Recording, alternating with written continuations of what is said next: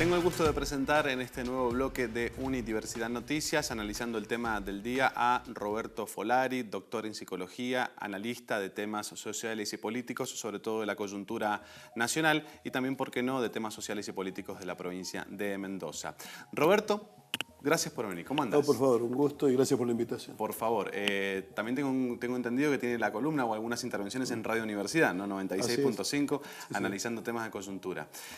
Gracias por venir, Roberto. Y vamos de lo general a lo particular. Tu visión general, ¿qué opinión tenés de esta medida de fuerza convocada por la CGT a nivel nacional y sus repercusiones aquí en la provincia de Mendoza, por ejemplo? Bueno, a nivel nacional es notorio que hubo un sector no menor de sectores sociales y de organizaciones ligadas a sectores populares que están pasando muy mal momento económico y digamos, en cuanto a veces sus necesidades básicas, que exigían un paro nacional que la dirección de la CGT a nivel también nacional, el triunvirato, había estado demorando. El triunvirato explica que había tenido un diálogo con el gobierno, pero claro, señaló que el diálogo no había sido exitoso, ¿no? En realidad habría que pensar que en esta época quizá se exagera el valor del diálogo en el sentido de que uno puede hablar y hablar muchas veces con otros, forma parte, diríamos, de las buenas formas, pero si no hay un cumplimiento de los acuerdos que allí se establece, el diálogo se vuelve inútil. En este caso fue así. La medida ha sido rotunda en Capital Federal y todo el Gran Buenos Aires, que es, claro, la zona más neurálgica, obviamente, del país desde este punto de vista, y sin duda que ha sido un paro en ese sentido muy fuerte. Acá en la provincia, bueno, usted lo decía hace un rato, ¿no? El gobierno dice el paro fue muy bajo, los sindicalistas dicen el paro fue extraordinario. Bueno, claro, es casi el libreto que estaba antes de que el paro existiera. Como fuera el paro, igual se hubiera dicho lo mismo. Tengo la impresión de que ha sido un paro fuerte, pero no pleno en la provincia. Como usted señaló, en la Casa de Gobierno no hubo actividad, hubo muy poca actividad en las escuelas, hubo poca actividad fabril propiamente, menos que a medias los micros. Los taxis sí hicieron su negocio porque los micros no funcionaban, así que muchos trabajaron. Y de hecho algunos pequeños negocios estaban abiertos en el centro, así que bueno, fue un paro mayoritario, fuerte, marcado, de ningún modo, digamos, como se ha dicho desde las autoridades gubernativas. Sin embargo, no fue un paro tan pleno como sin duda lo ha sido en Capital Federal. Algunos de los reclamos, hay muchos, me centro en dos que me parece que son generales y grandes: la inflación, la pobreza, el desempleo, que un poco la gestión del gobierno de Mauricio Macri se ha propuesto con respecto a la inflación en baja. Los índices van bajando más allá de que difiera lo que dicen los presupuestos de lo que dicen algunos indicadores privados o el propio Congreso. Y también, bueno, los índices de pobreza, que no cambian mucho de gestiones anteriores o de los últimos, por ejemplo, 15 años o 20 años en Argentina.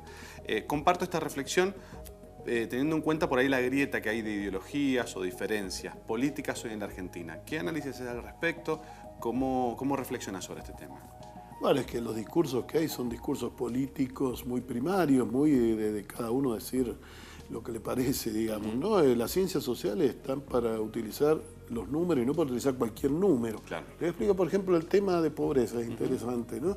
Porque el gobierno anterior bajó la pobreza del 53% al 26%, prácticamente a la mitad exactamente, desde que subió hasta que bajó en 2003.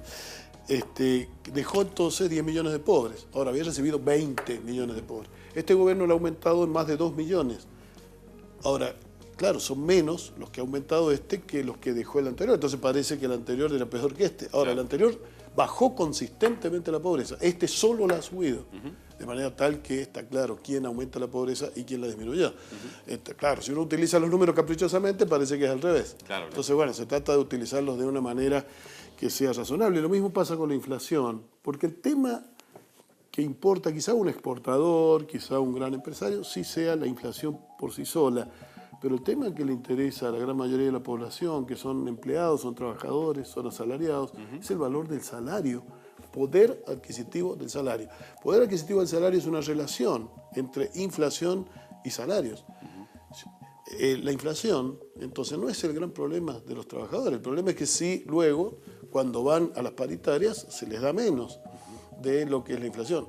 Y hoy consistentemente y lamentablemente se les da menos. El caso de Mendoza es peor que el nacional, ¿no? Es realmente bastante extremo. También en el caso de Mendoza las medidas que existen sobre el tema de pobreza y sobre todo de inflación. La inflación son poco confiables.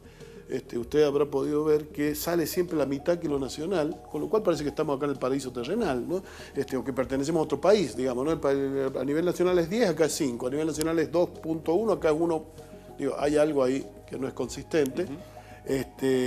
Incluso respecto del INDEC, cuyas mediciones también están hoy sujetas a problemas y ya han sido expuestas en algunos sitios de que no son plenamente confiables, aun cuando no sean tan alejadas de la realidad como fueron las que se hacían en tiempo de Moreno, ¿no?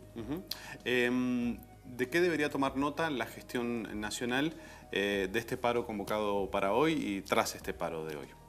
Bueno, habrá que ver, ¿no es cierto? Mucha gente dice mañana todo va a estar igual. Lógico, ¿no? Un paro no está hecho por aquellos que no son los que gestionan ni los que gobiernan, está hecho para hacer un aviso, una muestra de disconformidad. Al día siguiente, por supuesto, que nada ha cambiado, pero sí ha quedado claro que hay un sector importante de la sociedad que se siente perjudicado por las actuales políticas, ¿no? Políticas que, por otro lado, no dependen de lo que había en el gobierno anterior, como tantas veces se ha dicho. Estas políticas son las que se hubiera hecho en cualquier caso por este gobierno, pues son las propias de algunos de los funcionarios que hay en este gobierno, ¿no? Sturzenegger formó parte de la Rúa, Bullrich formó parte de la Rúa, o sea, claro. Están haciendo lo mismo que hacían entonces. Digamos, no es que están haciendo algo porque la herencia o la no herencia, la herencia de Menem era muy distinta a la herencia actual y las políticas eran las mismas, de modo tal que la responsabilidad que existe es la misma, pero este gobierno no comete errores. Hace su política, no son errores, no es que vaya por un camino que no quiere y por eso le está yendo mal socialmente. Va por el camino que quiere y por eso le va mal socialmente, porque efectivamente se está haciendo un enorme traspaso de dinero de los sectores populares a los sectores más concentrados de la economía. Entonces, ¿qué puede pensar el gobierno de esto? Dos cosas. O una es, miren, nosotros tenemos legitimidad de origen porque ganamos. La legitimidad de ejercicio que Max Weber planteaba tan válida como la de origen, hay que ganársela, no viene dada por el origen solamente. Cuando de la Rúa se fue nadie dijo que eso era un golpe de Estado. Claro. Afortunadamente no hay para nada esas condiciones hoy, espero que no las haya, esto quiero dejarlo absolutamente claro, pero quiero decir, hay que tener también legitimidad de ejercicio, no solo la de origen. Desde ese punto de vista, el gobierno puede decir, no hago, digamos, atención a esto porque nosotros tenemos nuestra propia forma de pensar la política y la vamos a seguir haciendo como la pensamos, o decir, bueno, hay algo que atender de esto y vamos a hacer un cierto equilibrio, una cierta relación entre lo que nosotros pensamos y la demanda social, ¿no? Esto sería sin duda lo mejor para el país, crearía una condición de menos armonización, más armonización y menor conflicto, ¿no? Tal cual. Roberto, nos fugó el tiempo, pero fue muy interesante la charla. Gracias por venir, te escuchamos en Radio Universidad 96.5 y ha sido un gusto tu análisis hoy del paro. Gracias. No, por favor, el gusto es mío y agradezco a ustedes. Por favor. Roberto Folari con nosotros, hacemos una pausa y ya venimos con más.